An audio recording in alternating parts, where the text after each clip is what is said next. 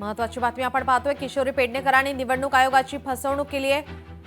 निवडणूक पत्रामध्ये गुन्हेगारी स्वरूपाची माहिती लपवली। किरीट सोमय्या यांनी किशोरी पेडणेकर यांच्यावर आरोप केलाय।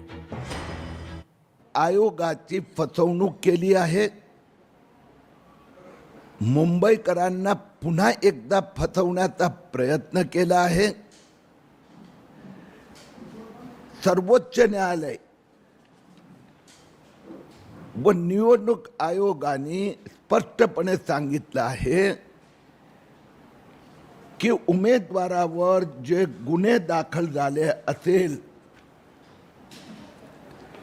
त्याची सगळी माहिती निवडणूक उमेदवाराने आपल्या अर्जात दिली पाहिजे। किशोरी पेडणेकर यांचं हे निवडणूक उमेदवारी पत्र। संजय राऊत आणि एकनाथ शिंदे यांच्यात भेट। एका वृत्तवाहिनीच्या कार्यक्रमामध्ये ही भेट झालेली आहे। संजय राऊत समोर येताच एकनाथ शिंदे यांनी नमस्कार केला। यानंतर संजय राऊत यांनी हस्तांदोलन केलंय।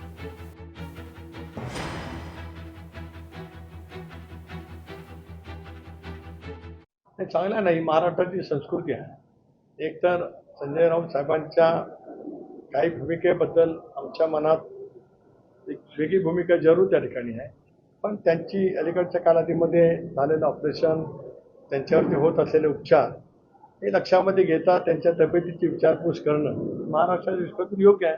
शेवटी ते ज्येष्ठ पत्रकार आहेत। संजय राऊत हे राज्यसभेचे खासदारही आहे, पण शेवटी एक माणूस म्हणून आपले प्रत्येकाचे संबंध आहेत। आता त्या दिवशी मला एका लग्नात त्यांची माझी भेट झाली, माझी खूप दिवसांनी भेट झाली, आम्ही खूप चांगलं बोललो।